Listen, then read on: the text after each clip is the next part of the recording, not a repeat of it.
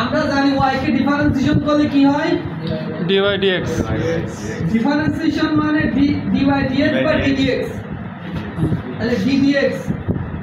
y কে ddx করলে dy by dx হয় তাই তো আচ্ছা এখন কথা হলো এই অধ্যায়ের অঙ্কের ক্ষেত্রে আমরা এটা আর করব না এটা করব না ভাই কেন করব না এখানে 1 নিচে কত আছে 1 আর এখানে 1 নিচে 2 তার মানে এখানে এই জিনিসটা বোঝাচ্ছে যে যদি তুমি d বাই dx y কে যদি ডিফারেন্সিয়েশন করো তাহলে y1 হয় কি হয় y1 d by dx y1 কে ডিফারেন্সিয়েশন করলে y2 হয় d বাই dx y2 কে ডিফারেন্সিয়েশন করলে y3 হয় সবসময় এক করে বাড়তে থাকে একেবারে d বাই dx y3 কে ডিফারেন্সিয়েশন করলে y4 হয় মানে y কে করলে y1 y1 কে করলে y2 y2 কে করলে y3 এক করে বাড়বে সেটা বুঝতে পারছো এখন কথা হলো এই y1 মানে একবার ডিফারেন্সিয়েশন কি বললাম y1 মানে একবার ডিফারেন্সিয়েশন y1 মানে ডিফারেন্সিয়েশন আর y2 মানে দুইবার ডিফারেন্সিয়েশন y2 মানে দুইবার তাহলে y3 মানে তিনবার y4 মানে চারবার তাহলে এই অঙ্কে কয়বার ডিফারেন্সিয়েশন করতে হবে দেখি বুদ্ধিমানটা কোথায় আছে দুইবার এই যে এখানে একদম বুদ্ধিমান আছে সমস্যা নাই তার মানে ওই y2 দেখে বুঝতে পারছে যে এই অঙ্কে দুইবার ডিফারেন্সিয়েশন কাজ হবে কয়বার দুইবার কাজ হবে আচ্ছা এখন এই সূত্রগুলো থিম একই না একটা মুখস্থ করলে অপরগুলো সেম অতিরিক্ত আরেকটা সূত্র এই অঙ্কের জন্য দরকার সেটা হলো d বাই dx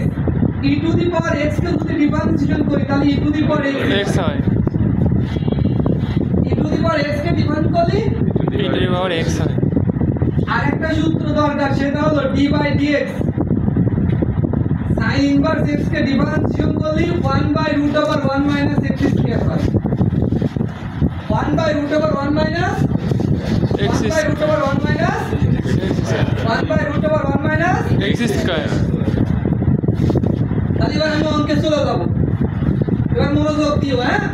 তোমরা এবার আমাকে দেখে দেখে বলবা যে পারবে না সেখান থেকে দেখে দেখে বলবা ঠিক আছে আচ্ছা তাহলে সলিউশন অঙ্ক প্রমাণ করতে গেলে তো আগে দেওয়া আছে থেকে শুরু করতে হবে তাই না কি বলো আচ্ছা তাহলে y সমান e to the power a sin inverse x আর একটা সূত্র ধ্রুবপদকে ডিফারেন্সিয়েট করলে d বাই dx a হলো ধ্রুবপদ a কে ডিফারেন্সিয়েট করলে a থেকে যায় a থেকে যায় আচ্ছা খালি 1 কে ডিফারেন্সিয়েট করলে 0 হয় খালি 1 কে ডিফারেন্সিয়েট করলে 0 হয় d বাই dx খালি 1 কে ডিফারেন্স করলে খালি 1 2 3 4 এগুলোকে ডিফারেন্স করলে 0 হয় আর ভাই বলতে d বাই dx c কে ডিফারেন্স করলে 0 হবে a কে ডিফারেন্স করলে 0 হবে না c আর 1 1 2 3 4 c আর 1 2 3 4 সব 0 a m এগুলোকে ডিফারেন্স করলে যা থেকে যাবে এদিকে খেয়াল করো তাহলে y কে ডিফারেন্স করব প্রথমত কি করব কি হবে তাহলে y কে ডিফারেন্স করলে এখন কথা হলো e টু দি পাওয়ার এখানে যা আছে টোটালটাকে পাওয়ারটাকে সবটাকে x ধরবো তাহলে e to the power x এর সূত্র কি তাহলে e to the power x ই হয় সবাইকে ডিফারেন্সিয়েট করব কাউকে বাদ দেব না a কে ডিফারেন্স করলে কি হয়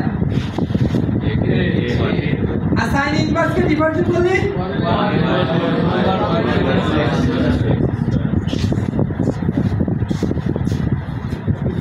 আচ্ছা আমি আরেকবার বলবো তাহলে y থেকে কি হলো y1 আমি এইখানে ফুল টোটাল অংশকে একবার ডিফারেন্সিয়েশন করব খালি a কে একবার ডিফারেন্সিয়েট করব এই sin ইনভার্স x কে একবার ডিফারেন্সিয়েশন করব তাহলে এখানে কয়বার ডিফারেন্সিয়েশন হবে তিনবার জায়গা তিনবার হবে তাহলে e সহ টোটালটাই করলে টোটালটাই বসে যায় আর খালি a কে ডিফারেন্স করলে a থেকে যায় আর সাইন ইনভার্সকে ডিফাইন করি। আচ্ছা এখন কথা হলো এই যে এই মানটা y1 এর সাথে যদি আর এইভাবে গুণ করে দিই তাহলে √1 - x²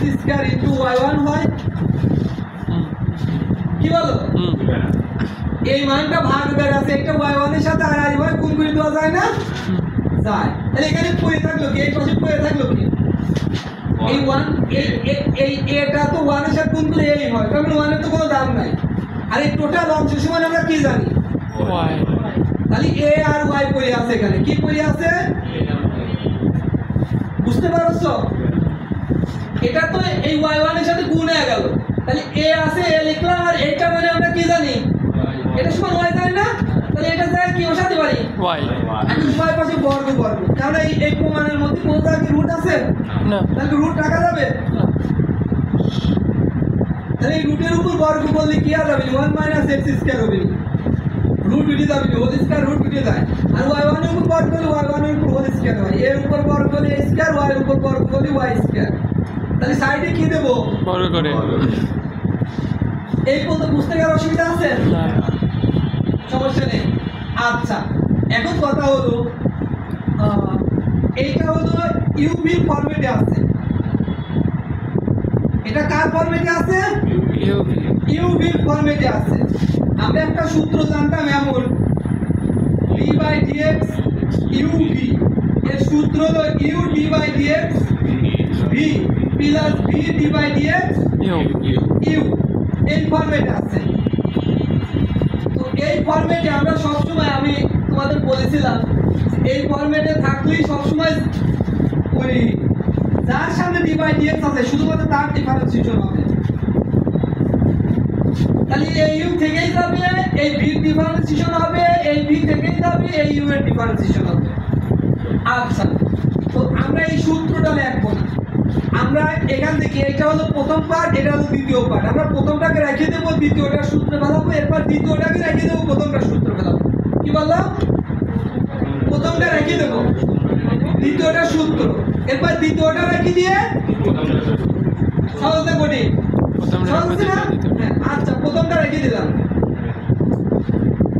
তাহলে এটা সূত্র ফেলাবো হোল স্কয়ার সামনে এসে কি আসে যায় y 2y1 আমরা জানি হোল স্কয়ার সবসময় সামনে চলে আসে, আর এরপর হোল স্কয়ার বাদ খালি y1 কে ডিভাইড করলে কি হয় y2 হয়।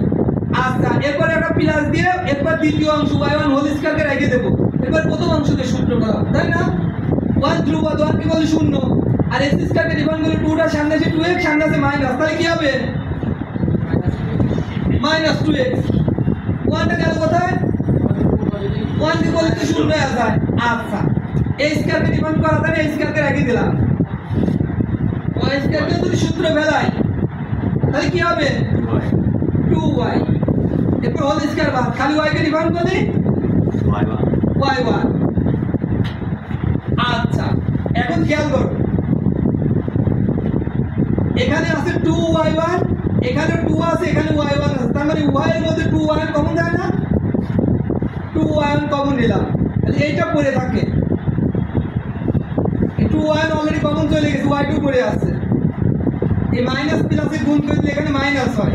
2 আর একটা y1 অলরেডি কমন চলে গেছে, এখানে y1 হোল স্কয়ার তার মানে দুইটা y1, তাহলে একটা চলে গেছে আর একটা 1 থাকবে, আর এই 2 আর একটা 1 চলে গেছে আর x আর একটা 1 থাকতেছে, এই 2 টার y1 টা এক জায়গায় রাখলাম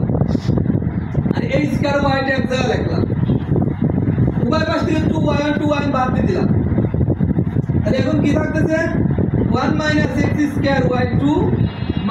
- x y1 সমান ওই পাশে কি থাকছে a স্কয়ার y। দেখো তো প্রমাণ এটাই চাইছে নাকি? এটাই চাইছে? কি বলো কথা বলো? হ্যাঁ